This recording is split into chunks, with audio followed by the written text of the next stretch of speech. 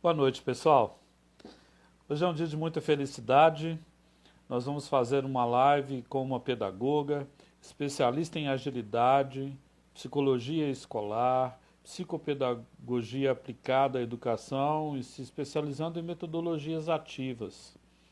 O nome dela é Isabela Toledo. Isabela Toledo é também gestora educacional, atua na educação básica há 22 anos e é administradora escolar e coordenadora pedagógica. Atualmente ela é vice-diretora do Colégio Nossa Senhora da Piedade em Belo Horizonte. Ela tem estudado muito essa coisa da metodologia ágil e hoje ela vai nos falar sobre metodologia ativa. Eu já vou convidá-la para entrar aqui na roda e a gente vai começar uma conversa bem agradável nessa noite, uma conversa para a gente aprender muito, não é? Uma conversa que pode gerar valor à sua carreira e à sua vida profissional, né? Então já convidei, a Isabela já acenou, eu vou convidá-la. Um dia de muita felicidade, viu, Isabela? Você tem feito a diferença aí na cidade. Olá, Isabela, boa noite. Olá, boa noite, tudo bem, Paulo? Que bom te conhecer pessoalmente, assim, nem que seja online, né, Isabela? Pois é, assim pelo menos hoje em dia, né? É uma maneira de se conhecer, mas super bacana, ótimo. Que legal é poder falar contigo, que realiza um trabalho de formação que a gente admira, acompanha nas redes sociais e hoje é dia de começar uma conversa com 4 encontros, não é isso? É isso aí, hoje a gente tem esse primeiro dia. Primeiro eu quero agradecer, viu, professor Paulo, pelo convite. É uma honra mesmo ter recebido isso aí, esse convite para ter esse bate-papo hoje com tanto conteúdo, né? Isso, E eu muito acho que vai bacana. ser bem bacana, viu? Obrigado mesmo. Sim, quero mandar um abraço para sua família, seus filhos, o seu esposo. Tomara que esteja todo mundo bem, se cuidando. Graças a Deus, quero sim. Daqui a pouco eles estão entrando aí também para acompanhar. Um abraço para todo mundo. Boa noite para quem estiver nos assistindo, né? Que legal, boa noite. Bom, Isabela, como é que tem sido a sua carreira nesses últimos tempos? Eu li aqui o que eu tenho de currículo, mas queria te ouvir enquanto o povo vai entrando aí, né? E o povo que já te conhece, já conhece. Vai ficar gravado esses nossos encontros no canal, que chama O que as Escolas Podem Aprender, sabe, Isabela? Aham. Eu, eu atuava como gestor de uma operação de uma grande companhia aqui de Belo Horizonte do mundo, que era a Croton, agora Cogna, né? Aí eu tive um aneurisma, né? Tive que ficar parado. E aí nasceu o movimento Educação é o Alvo, em 2012, né? Olha A gente só. nasceu com uma pequena página no Facebook, sabe? Mas as coisas foram evoluindo até ganhar um prêmio internacional como 100 influenciadores da internet no Brasil, assim, de educação. Com Bacana demais. muita humildade eu falo isso, foi bem legal. E aí eu resolvi pegar alguns artigos meus que estavam nas revistas aí, na linha direta, na direcional, e fiz esse livro, né? Em dezembro eu lancei com o meu gestor dessa operação lá apresentando o livro.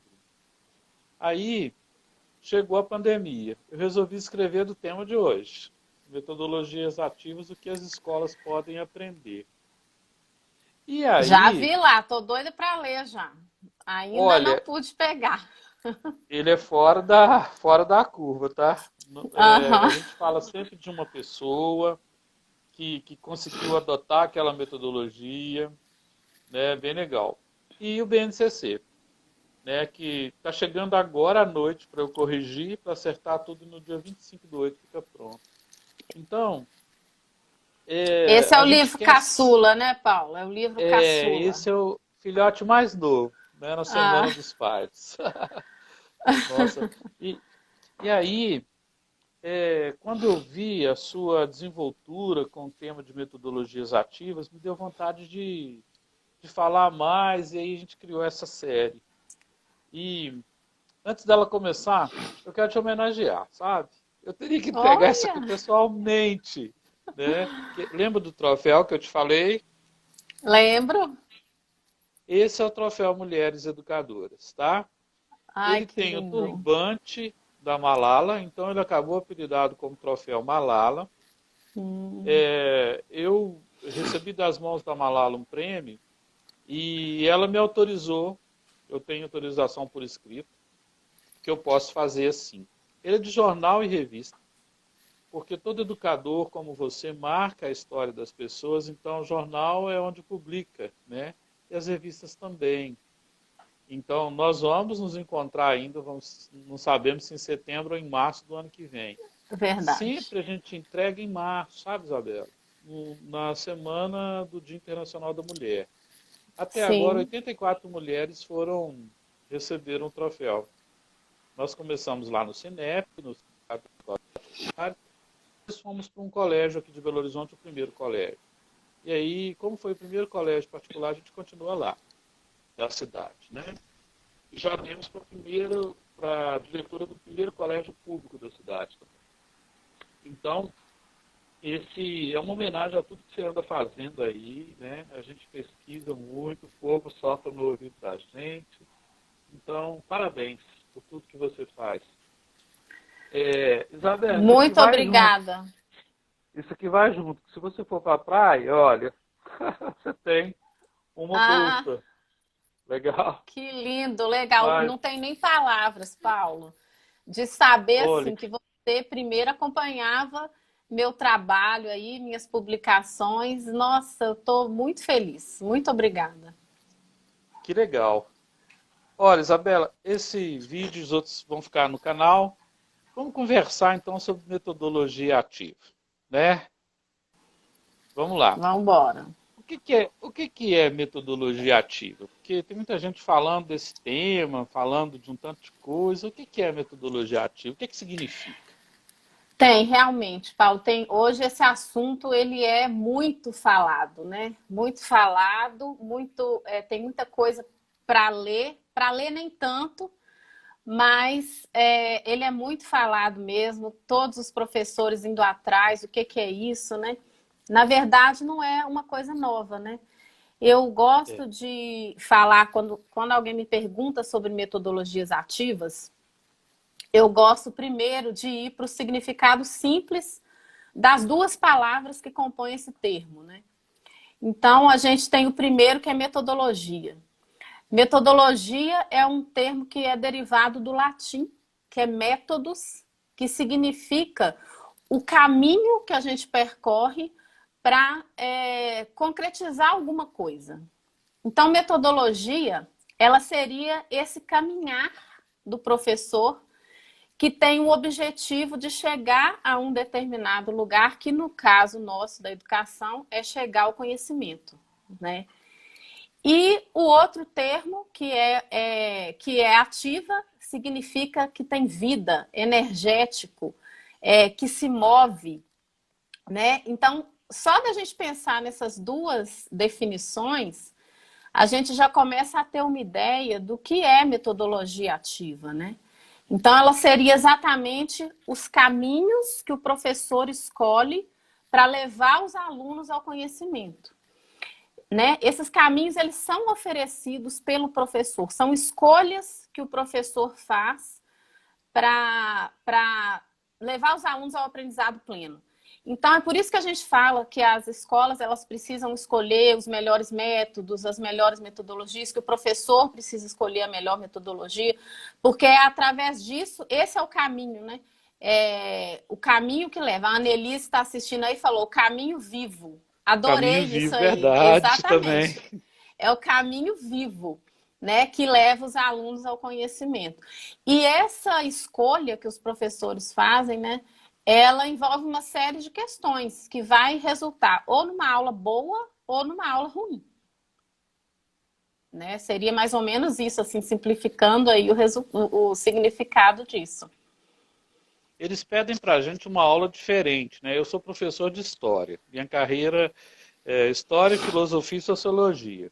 Imagina, disciplinas teóricas. Só que eu era considerado um professor atípico, assim, eu botava para quebrar no negócio. Minha aula era agitada. Eu me Então era lembro boa. em um colégio aí que eu trabalhei, que a coordenadora me chamou e falou que a minha aula era barulhenta, né? Uhum. Mas era o barulho dos alunos pensando, né?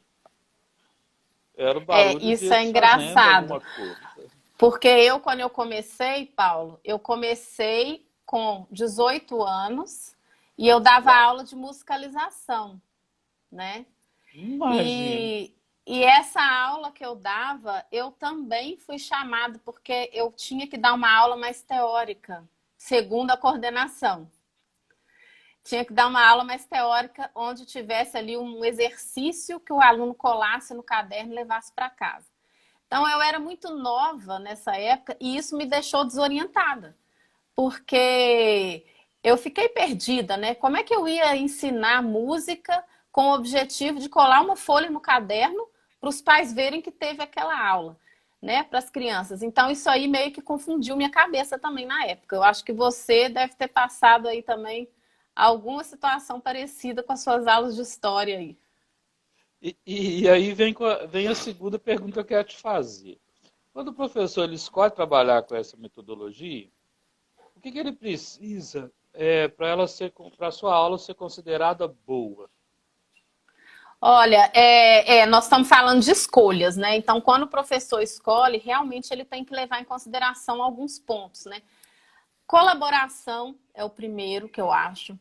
Flexibilidade, adaptação, tecnologia, são coisas que são elementos que eu considero que fazem parte do trabalho com metodologias ativas, né?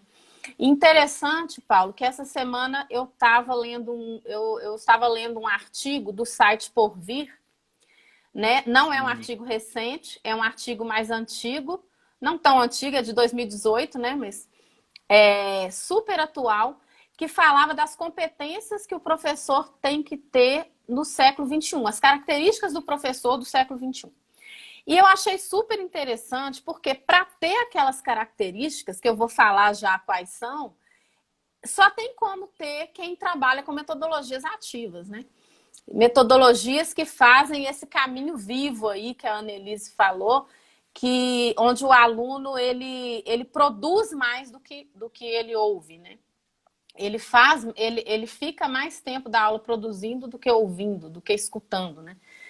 E eles elencaram, na verdade, uma série de características do professor do século XXI. E isso foi feito, claro, com base na literatura que tem de referência, em pesquisas até internacionais sobre o assunto.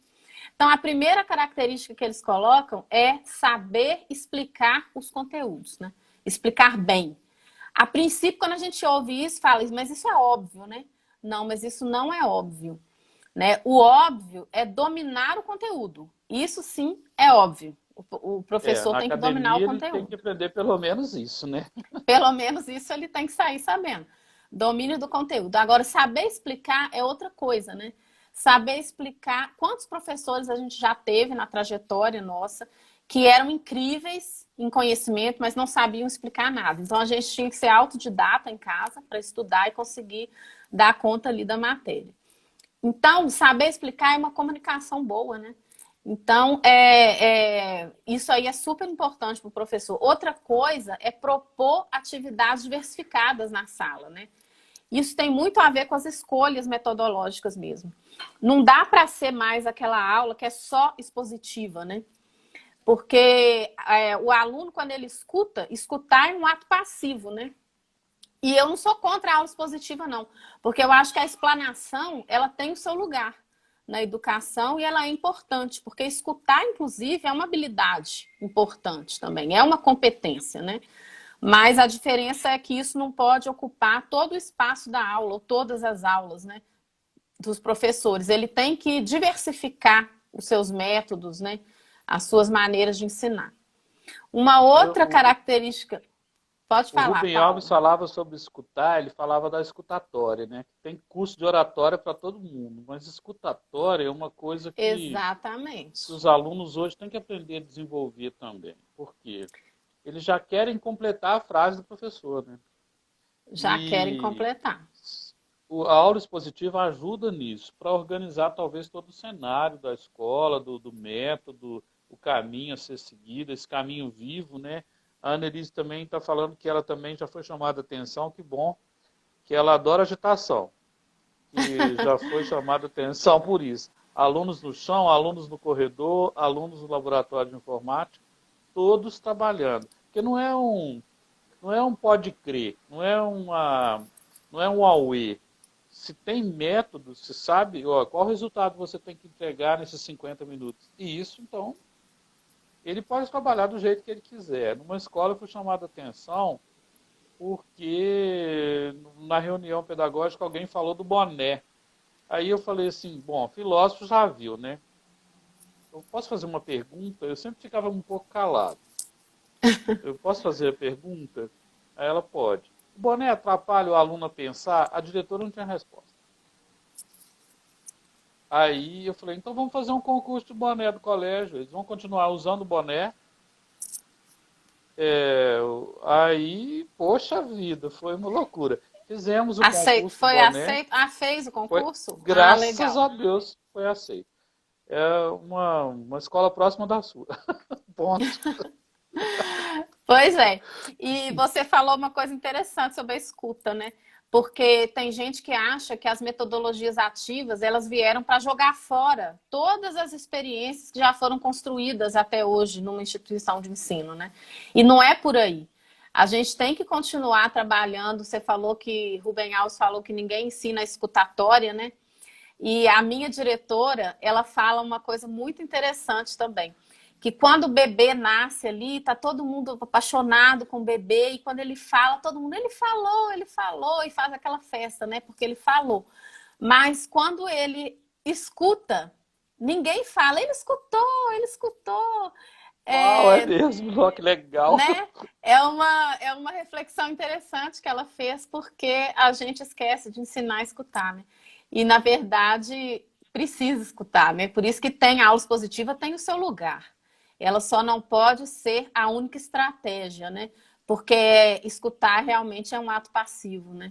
Que não faz o aluno produzir tanto, né? A outra coisa muito interessante, Paulo, que eu li nessa lista, né, é respeitar a individualidade dos alunos. Porque isso aí, eu chamaria individualidade de singularidade, né? A gente tem que tomar um cuidado hoje, porque os sistemas de ensino, por exemplo, eles invadiram quase todos os colégios, né? E eles têm muita tendência a padronizar, a padronização, e aí tem a prova, né? E eu já trabalhei com vários sistemas de ensino, trabalho hoje ainda, mas eles são excelentes, mas a gente tem que ter aquele cuidado da singularidade. A padronização não pode esquecer do singular, né? Tanto do professor quanto do aluno, né?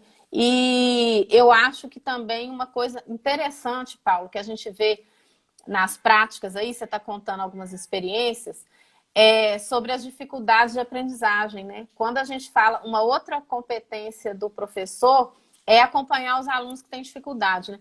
Eu conheço escolas, né, grandes, excelentes, que quando o aluno tem dificuldade, ele já tem que ir para aula particular, porque no colégio não Isso. existe espaço para ele tirar a dúvida dele.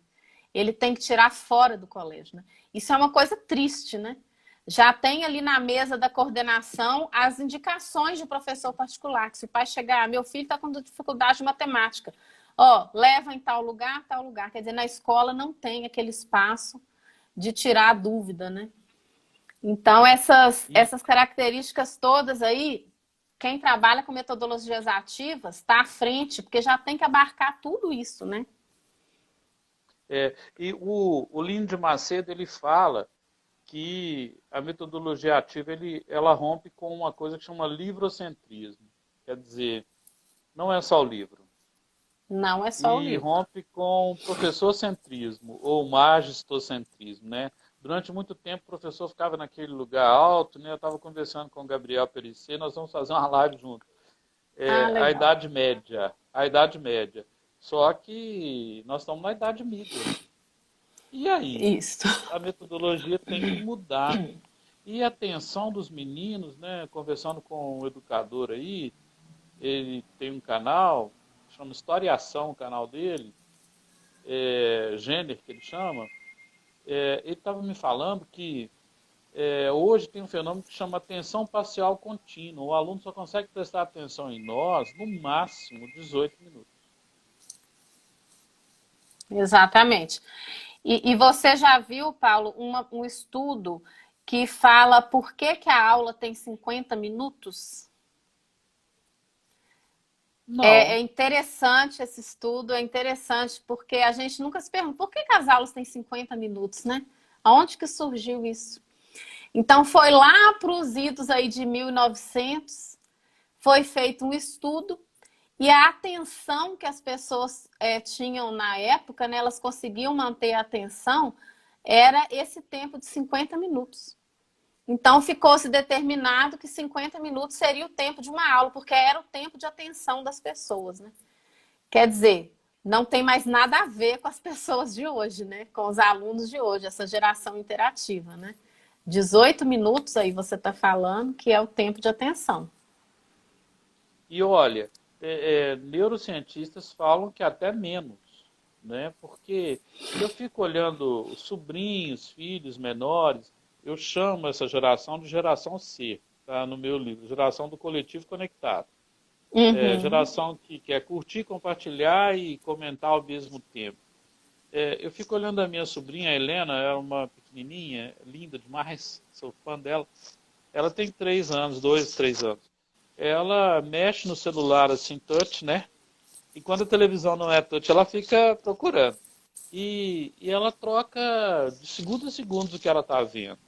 Uhum. E aí eu fiquei, a gente, agora com esse tempo de pandemia, você observa tudo. Criança, né? Ela ficou aqui em casa, a gente brincando. Ou seja, ela tem pouca paciência. Eu não sei se nem se é isso que eu quero dizer. Ou seja, ela quer trocar logo. Imagina ficar preso 50 minutos escutando alguém, só aquele alguém falando, né? É. Como é que esse novo aluno muda esse papel do professor, Isabela? Quando a gente fala de papéis, Paulo, eu gosto muito de uma aula, eu tive uma professora na PUC que ela definia que o professor, ele tinha 3 papéis, ela trazia essa interpretação, principais. E aí eu passei a adotar isso que ela falava, porque engloba tudo que um professor tem que fazer, né? Que é a curadoria, a Uau. autoria e a mediação, né? Isso aí eu acho essencial. E a curadoria, a gente começa falando pela curadoria, né? A gente vive hoje, igual você falou, a gente vive na era da mídia, né? A informação, a era da informação. Então, existe um mundo gigante de informações, mas, apesar de ter tanta informação, as pessoas nunca foram tão mal informadas, né?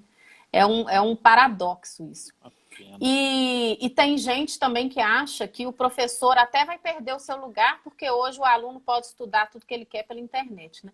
Mas eu vejo que é exatamente o contrário, isso não tem consistência nessa fala, porque o professor é aquele que vai curar o conteúdo, né? Quando a gente pensa em o que é curar, né? Cuidar do outro no sentido de ajudar o outro, né? Então, ele vai selecionar os conteúdos, é ele que vai direcionar o aluno. Existe o falso e o verdadeiro na internet. Hoje também é muito fácil você publicar na internet. Então, quem vai analisar essa qualidade, né, a qualidade desse material, quem vai selecionar isso? Primeiro para ele mesmo, que é o professor, né? Primeiro para si mesmo e depois para o aluno. É o professor que vai fazer isso. Ele que traz essa clareza, essa tranquilidade, né? Essa objetividade do conteúdo, mostra para o aluno o que é que ele vai estudar. Então, essa função de curador é super importante para o professor, né? Porque ele também tem que trazer sentido para aqueles conteúdos que ele está ali selecionando. Então, eu acho que assim, quando eu falo sobre curadoria, quem que torna disponível esse conhecimento? Quem que ensina a navegar na internet, né? Porque tem que ser ensinado isso, né? Os jovens É, hoje, a gente tem a falsa percepção de achar que porque eles são geração interativa, eles sabem lidar com as tecnologias, né? Mas eles não sabem. Eles não sabem, eles estão ali perdidos no meio daquele tanto de informação e precisa de alguém orientar, mostrar o que é bom, o que não é bom ali, né? O professor que tem que fazer isso, encantar e seduzir. Quem fala assim belíssimamente sobre curadoria é o professor Mário Sérgio Cortella. Ele é tem naquele umas livro, né? Tem um livro. Tem o livro e se você procurar também, tem várias palestras dele aí disponíveis, né? Ele fala muito de duas coisas que eu acho interessantes, duas reações que as pessoas têm com relação à internet, ao conhecimento que está aí à disposição de todo mundo, né? A primeira delas ele chama de informatofobia, que é o pânico das informações, né? O pânico daquilo tudo que está acontecendo, daquele tanto de informação. Então ele já tem medo, eu não vou mostrar nada, falar, alunos, não procurem, tem muita fake news na internet, fiquem longe. E são os pais também que falam, fiquem longe de tudo, porque ele tem medo daquilo tudo, né? E quando, na verdade, esse tanto de informação, ela pode potencializar o ensino, pode despertar outras coisas. Então, é um comportamento que tem que ser rejeitado. E o professor Mário Cortella também fala que existe a informatolatria, que aí já é aquela adoração ao que está na internet, né? Tudo é bom, e aí acredita em tudo, acredita que as respostas estão todas ali no Google e que tudo está muito fácil. Esse comportamento a gente vê muito na moçada, né? Nos adolescentes, né? Tudo se resolve no Google, né? E aí cabe o professor rejeitar esses dois comportamentos, né? Essas duas reações, para aproveitar a internet, aproveitar esse momento, essa era, né, Paulo? E você falando curador, é, eu faço uma brincadeira no meu livro que eu escrevi em dezembro. Ó, a escola é um lugar de dor, né? Educador, avaliador, orientador, indicador e formador. Só que a gente vai ter que fazer um aluno virar vencedor e empreendedor. Ou Ah, seja, ele vai ter legal. que vencer a dor e vai ter que se tornar um empreendedor. Para isso, ele vai ter que ser um pesquisador. Vai ter que ter um professor facilitador, desenvolvedor, negociador, articulador. Ou seja, são muitas dores dentro da escola. Da zeladoria até a diretoria, a gente vê as dores. Tem hora que é a dor da família, a dor de um e do outro. A metodologia ativa, ela ajuda a acabar com a dor, assim, para o professor ser um autor, um co-criador. Ajuda. Eu acho que ajuda. E eu gostei essas analogias aí que você faz, né? Tem no livro da O pessoal, metodologia? está aqui no primeiro capítulo Ah, do O que tá. as escolas podem aprender. Ficou a palestra mais, vamos dizer assim, entre as mais procurada, que é as dores da Bacana. escola contemporânea. Mas Muito é o ajuda, óbvio, Paulo. assim, tem dor, mas a gente tem que Ajuda. vencer a dor. Exatamente. Eu acho que ajuda porque todas essas dores, né? O professor ele pode ensinar o aluno a conectar tudo isso que está acontecendo em volta dele. Então você falou aí que ele tem que ser um vencedor, um empreendedor. Quando a gente pensa em vencedor e tudo, vem à minha mente projeto de vida, né? O professor Sim, mentoriar o projeto de vida do aluno, contribuir para isso, ser uma referência, né? Então, eu acredito que as metodologias ativas ajudam muito, sim, porque vão ensinar a conectar os saberes, aprender em rede, né? Contextualizar as questões. A diversidade de linguagens amplia a visão desse aluno, entendeu? Ele aprende a ter critérios de seleção ali. E o professor ele tem mais clareza do propósito da sua aula, eu acho, né? Quando Sim. nós estamos falando aí de características do professor curador, né? Mistura muito com o professor autor também, né? Porque o professor autor, ele é aquele que vai criar a aula dele exatamente para ajudar o aluno a vencer suas dores, né? Eu acho que tudo isso tem a ver com vencer a dor, por quê? Porque é olhar para a necessidade do aluno e ajudar ali exatamente naquilo.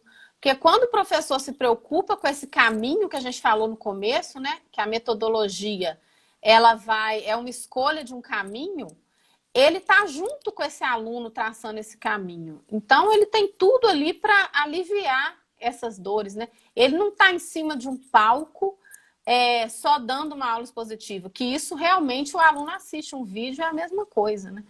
Mas ele vai estar junto ali com o aluno, de mão dada, né? Criando. Essa questão da autoria tem que ter muito cuidado com ela também. Hoje o professor ele Sim. tem muita coisa pronta. Ele tem planos de aula prontos na internet, ele tem planos de curso. Os próprios sistemas de ensino, eles vêm com tudo pronto, né? E aí, cadê a Banco de autoria do questões, né? professor? Banco de questões, o professor não elabora mais questão nenhuma de prova, ele já encontra tudo pronto. O que eu não sou contra, né? Mas eu acho que todo esse material que está pronto aí para ele tem que tem que ser fonte de inspiração, né? Para ele realmente criar. Porque senão, onde que está a mão do professor, né? Se ele recebe o plano de curso pronto, ele recebe até as semanas que ele vai dar a aula ali. Onde que ele vai pôr a autoria dele? É na aula. É ali que ele É. tem que criar, né? E é por isso que ele tem que fazer as escolhas certas desses métodos, né? Tem uma diferença muito grande em preparar uma aula e criar uma aula, né? Porque a aula, a gente prepara uma aula que ela foi, às vezes, criada por outra pessoa, né? Mas quando a gente cria uma aula, aí ela leva a nossa assinatura, né? O que eu vou fazer a partir desse material? Então, eu acho que falta muito essa autoria também do professor, e quando ele trabalha com as metodologias que fazem o aluno pôr a mão na massa, né? Que fazem o aluno produzir, aí ele tem mais possibilidade de autoria. Porque quando ele organiza, por exemplo, uma rotação por estações ali na sala dele, né? Ele vai ter que criar cada ambiente ali, aquilo não está pronto em lugar nenhum. Ele pegou um conteúdo e ele vai elaborar. Então, aquela aula fica com muito mais personalidade, né? Ela fica com muito mais interessância, que eu falo, né? Que essa palavra não existe, Nossa, mas que a gente legal! inventou. A gente inventou ela, né? Nossa, muito boa. Ela fica com mais interessância, ela fica com cheiro de curiosidade. E tem que ter isso na aula, né? E só a autoria que traz isso. Porque você não consegue exalar o perfume de outra pessoa, né? Você exala o seu próprio perfume. Então, falta muito o professor preparar, né? Ele criar, eu falo não preparar, ele criar a sua aula, né? Isso aí é muito E, bacana. nesse âmbito do professor, professor autor, criador, é, eu queria saber como o professor pode ser mediador e, sobretudo, como que ele pode mediar também, criar também um contexto interdisciplinar.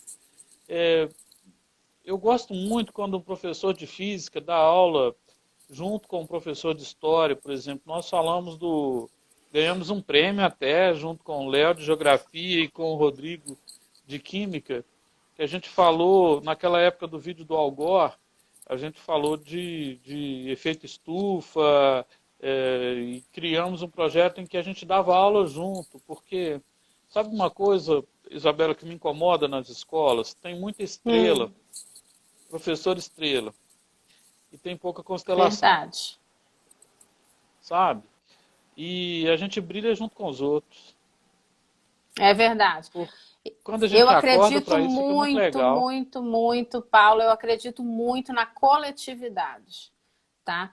Eu acho que os melhores resultados, as melhores ideias, elas saem do coletivo, Não adianta a pessoa que está ali sozinha, igual você falou, a estrela brilhando, aquilo ali tem pouca consistência.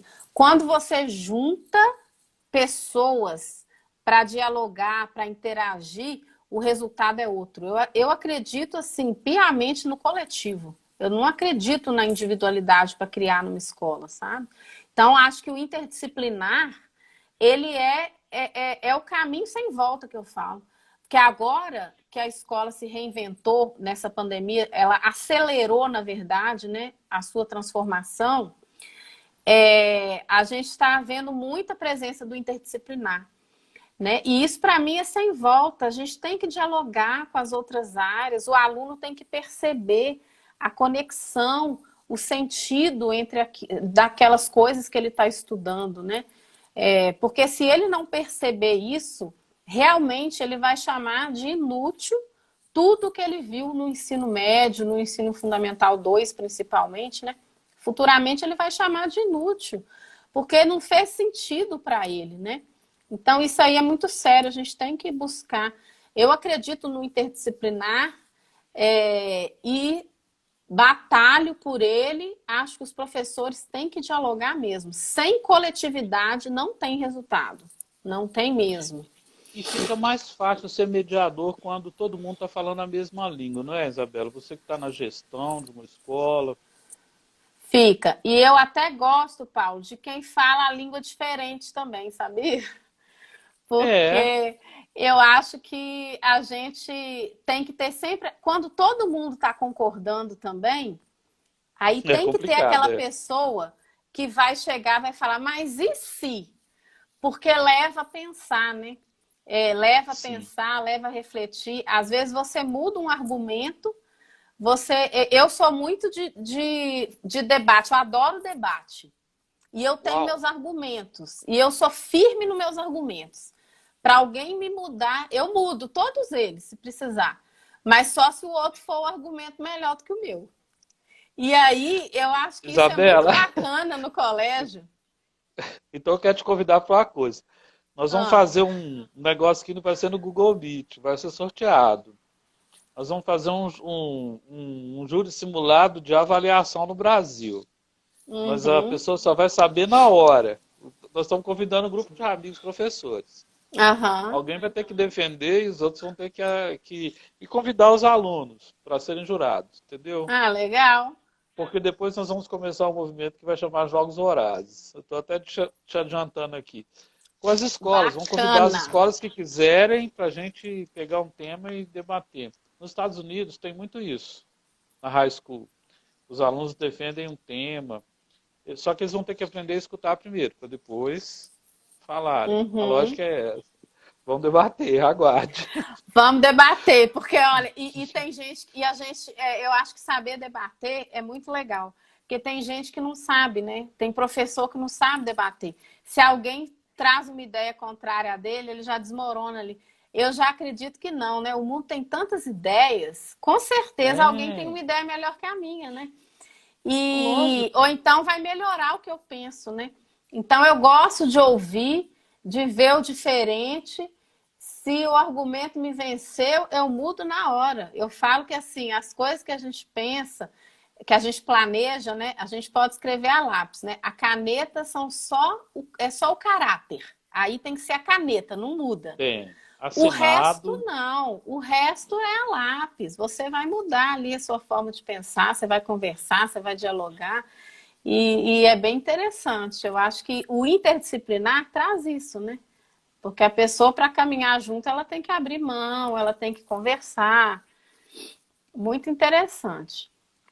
E as E tem. profissões estão muito assim, Paulo. As É, profissões agora não estão mais em caixinhas, né? Eu faço é. isso e tem aquela lista aí, se alguém no colégio chega, ô Isabela, você pode fazer tal coisa? Parece que a pessoa vai até ler, deixa eu ver se está aqui na descrição das minhas funções, né? Não tem isso mais. A gente tem que ser Já era. totalmente interdisciplinar, proativo, né? Fazer de tudo. Isso você está falando tão interessante, porque o Gardner falou que tem inteligências múltiplas, né? Professor mediador, ele vai ter que lidar com essas inteligências todas coloridinhas. Uma coisa que eu acho que tinha que mudar na escola, e eu até defendo aqui, que é o seguinte: mapa de sala pode existir, mas tem que ser um mapa de competência. Por exemplo, tem um menino que ele escreve Interessante. muito bem, ele é intrapessoal, né? Ele é intrapessoal. Ele escreve, mas ele não quer falar. Coloca na mão do interpessoal. Tem o espacial, que é aquele aluno que só levanta e fica andando na turma, né, Isabela? Se o professor não Verdade. souber as características das inteligências, ele vai ficar brigando com um e com o outro, vai pedir aquele tímido para ler. E, e aí a Annelise está falando do design thinking. Né? É o caminho para a gente desenhar a sala É. e para desenhar projeto de vida. E você sabe que a tecnologia ajuda muito nisso também, né, Paula? Essa questão que você falou do aluno que gosta de falar, o aluno que quer escrever, né? Eu estou percebendo isso, essa aceitação maior agora que a gente está online, né, a escola online, porque a gente vê que o aluno que era tímido em sala, hoje a professora pergunta, quando era no presencial, a voz nem saía, né? Agora, no online, ele escreve no chat, a professora lê, interage. Eu estou vendo alunos que antes assim eram quietinhos na sala, daquele de passar desapercebido, e agora no online ele debate ali, ele escreve no chat, às vezes ele até fala, mas e isso tá, essa aceitação, né? As múltiplas habilidades que estão sendo aceitas agora, né? Porque antes era só quem fala. O professor perguntou, tem que responder, né? Eu sei porque eu sofri isso quando eu era aluna, né? A professora ela podia perguntar qualquer coisa para mim. Podia ser o meu nome, se ela perguntasse. Mas eu era tão tímida que a voz sumia. Eu nunca conseguia responder nada.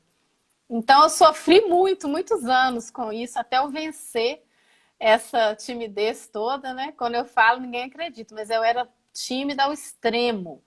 E isso me prejudicou, de certo modo, né, no colégio. Então, eu tenho muito esse olhar para os alunos. Eles têm múltiplas inteligências. Então, esse aluno faz isso, esse outro é assim, né? Essa diversidade traz essas possibilidades também. Entrou o Juarez aí lá de Goiânia, Marisa também lá de Goiânia. Opa! Eu estive diretor das escolas que eles trabalhavam. E eles são testemunhas do que é montar um mapa de sala por competência. Uhum. Né? E isso em 2014. A gente fez isso porque a gente acreditava, e acredito até hoje, eu acredito muito nisso, defendo isso no livro, porque o livro é assim, sabe, Isabela? Os livros que eu estou lançando, eles são um pouco teóricos, eles são teóricos, mas no final tem exercícios práticos. No chão da sala de aula, faça isso. Né? Ele está até falando isso mesmo. Não, é a Marisa. Marisa tem um canal no YouTube muito legal. É, o que que, o que que a gente precisa fazer? Deixar o aluno tomar decisões. Não vai acabar com a verticalidade do poder, né? Porque também tem uma coisa de poder, não tem na metodologia Tem. ativa, horizontalidade, verticalidade. Tem sim. E quando a gente. E sabe, Paulo, até eu sou meio diferente quando eu penso em protagonismo, né? Que a gente costuma falar, o aluno tem que ser protagonista, né? Antes era o professor, agora é o aluno. E às vezes eu questiono um pouco esse discurso. Porque eu falo, tem que ter um protagonista? A minha pergunta é essa, tem que ter um protagonista? A gente tem ali uma interação, né? É o aluno e o professor, é um relacionamento ali. Então, todos os dois estão contribuindo, estão ganhando, né? Eu tenho comigo um princípio de que todos têm algo a ensinar e todos têm algo a aprender.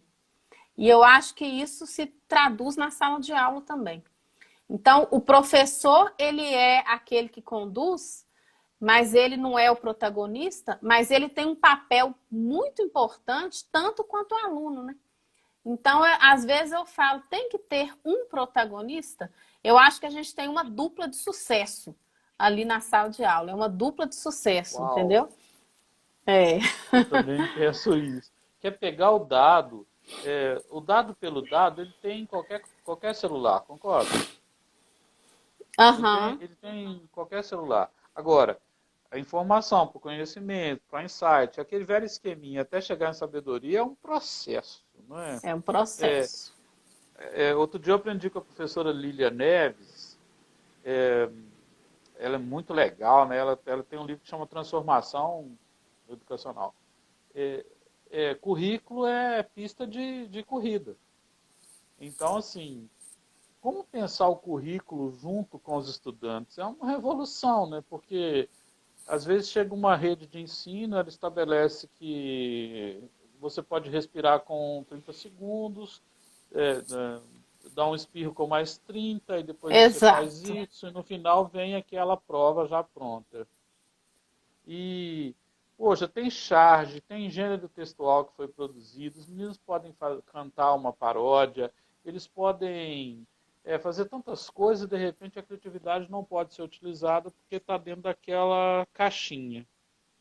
E É, aí eu o que acho eu que tem um mais desafio. pirava, sabe o que eu mais pirava? Eu ia no congresso da mesma rede, eles convidavam gente para falar de criatividade. Ficava todo mundo balançando a cabeça, inclusive a minha diretora, e eu falava assim, bom, e agora?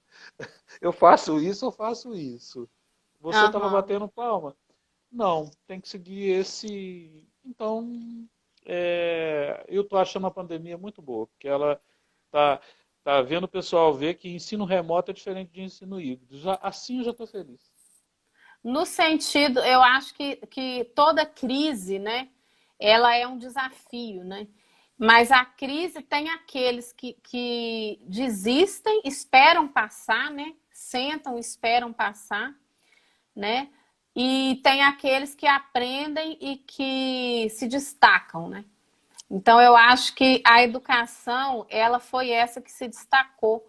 Ela conseguiu superar essa tragédia mundial que eu falo, né?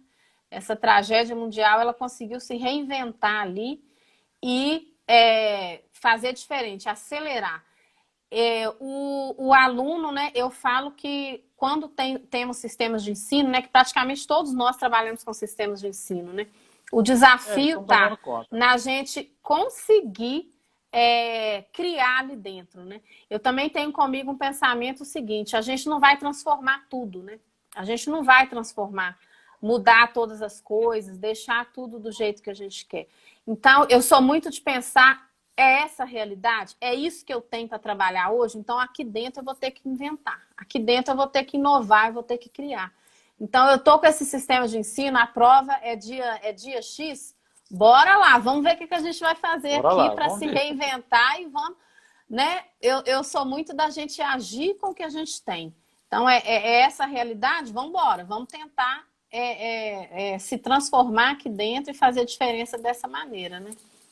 Acho que é por E aí. tem um mantra, né, Isabela? Segura na mão de Deus e vai. Também. E, e programa. E agora, tem muita gente confundindo protagonismo com autonomia. Uhum. Concorda? Concordo. Realmente, quando a gente fala de autonomia, né? Bom, lembrando de Vygotsky, então, né? Vygotsky, para ele, a autonomia estava onde, no que o aluno já tinha de experiência, de memória, de conhecimento, que ele sabia já, que ele já era próprio dele. Isso ele chamava de zona de desenvolvimento real, né? É aquilo que já era próprio do aluno, que ele tinha autonomia para fazer. E o professor deveria levá-lo até um outro espaço, que é a zona de desenvolvimento proximal, esse espaço entre os dois. Então, eu vejo que o protagonismo, na verdade, é o que está entre esses dois pontos, né? Protagonismo não é autonomia. Autonomia é aquilo que é próprio, que ele se apropriou e sabe fazer. Onde o ponto de chegada é o que ele ainda vai se apropriar para ser autônomo de novo, né? A autonomia ela é feita de conquistas, né? Você vai conquistando etapas e vai sendo autônomo cada vez mais em mais coisas, né? Então, o protagonismo ele está no caminho dessa conquista, né? Ele é a participação, ele é aquele organismo vivo, é onde ele está se movendo ali. Isso é que é o protagonismo, né? É o papel que ele representa naquele lugar para chegar à autonomia, que é o objetivo final de tudo que o professor faz. Em todas as aulas, em tudo ele quer entregar mais autonomia para o aluno, né? Então, o protagonismo é esse caminho que eu acho que é entre o ponto de partida e o ponto de chegada do aluno. Aí que está o protagonismo. E você está falando é tão legal que dá para juntar até o Piaget, né? Quando acomoda, vamos desacomodar. O sistema de ensino ele consegue acomodar, né? É preciso desacomodar ali dentro, né? O professor tem um papel, o regimento da escola. Eu acho que agora esse ano é um ano fundamental, né? De 2020 que é para pensar. Eu, na verdade, eu defendo que de outubro até dezembro os professores fiquem planejando. Eu não acredito em 2020 enquanto aula, não é? Não sei se eu estou sendo radical. Agora seria um momento de criar uma jornada de formação continuada para criar um novo. Até com o sistema de ensino. Ainda existem novas etapas, né? Eu falo que a educação ela teve que se transformar para o digital. O professor ele teve que aprender uma série de habilidades, mas eu já penso assim que nada está perdido, né? Porque eu vejo, além de acompanhar, de ter a parte profissional da educação, né? Eu tenho também, eu sou mãe também, né? Então, eu de perto aqui, eu tô com 2 filhos aprendendo remotamente, né? Em 2 colégios diferentes. Adolescentes também. ou pré-adolescentes? Pré-adolescentes, né? Eu tenho uma filha de 11 e um filho de 12. E eles estão em colégios diferentes. E aí eu experimento, então, de vários ângulos, né? Essa escola digital, né? Profissionalmente em 2 escolas diferentes. E eu vejo que eu sei que existem perdas acadêmicas, né? Mas quem delimita também o limite dessa conquista acadêmica, digamos assim, de cada ano, é o próprio sistema de ensino, né?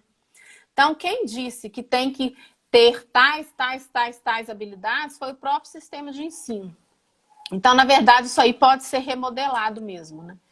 Mas eu vejo os meus filhos, falando como mãe, hoje desenvolvendo outras habilidades. Habilidade, por exemplo, de leitura em rede, conectar, procurar um vídeo de uma determinada matéria, descobrir um professor, youtuber, e depois ler um artigo do mesmo assunto e juntar aquele conhecimento todo.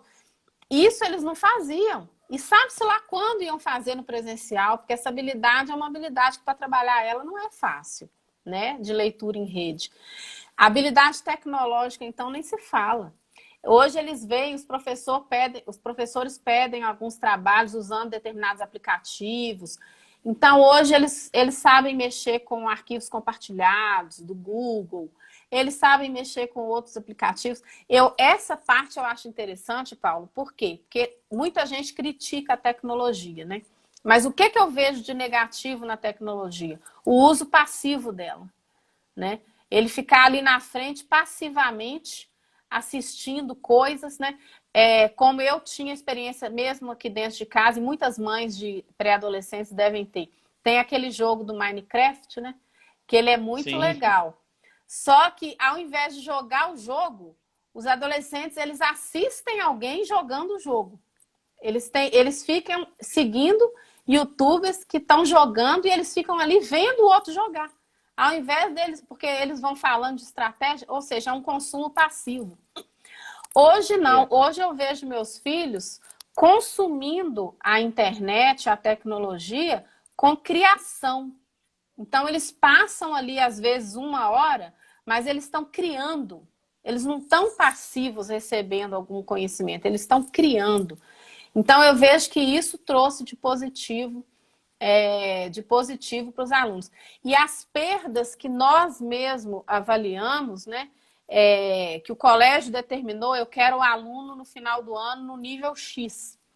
Esse ano vai ter esse nível X para alguns, porque estudar sozinho beneficia alguns alunos, né? Isso tem muito a ver com o estilo de estudo do aluno. Aquele outro mindset, aluno... né? É, o mindset. Você vai Aquele outro falar aluno dia que 7. precisa, exatamente. Então, assim, perdas existem, nós vamos ter que nivelar tudo isso aí, né? Eu acho que por isso que o professor tem um papel importante, porque quando chegar, quando acabar e voltar ao presencial, nós vamos ter que ter a competência de olhar para esse aluno com um olhar diferenciado. Por isso que eu não posso ser um professor do século passado. Eu tenho que ser um professor atual. Para eu olhar para esse aluno com um olhar atual e identificar o que ele sabe, partir dali para fazer ele crescer. Né? Essa que eu acho que é a competência das escolas daqui para frente. E vem novidade por aí, né? Porque tem escola híbrida, e aí vem muita Isso. coisa. Ô, Isabela, tudo que é bom dura pouco, já acabou o tempo. Eu vi Olha, ali, que pena.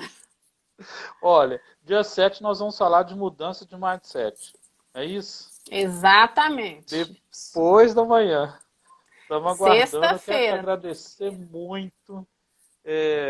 Não é à toa, né? Ah, Muita luz. Você é uma obrigada. intelectual, uma ativista de educação fantástica. Descanse, porque dia 7 a gente volta. Eu vou falar de mindset.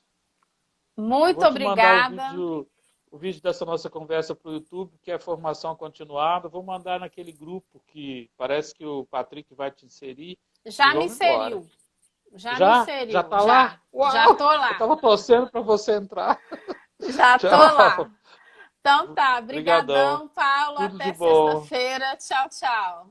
Gratidão e alegria. Tchau. Tchau.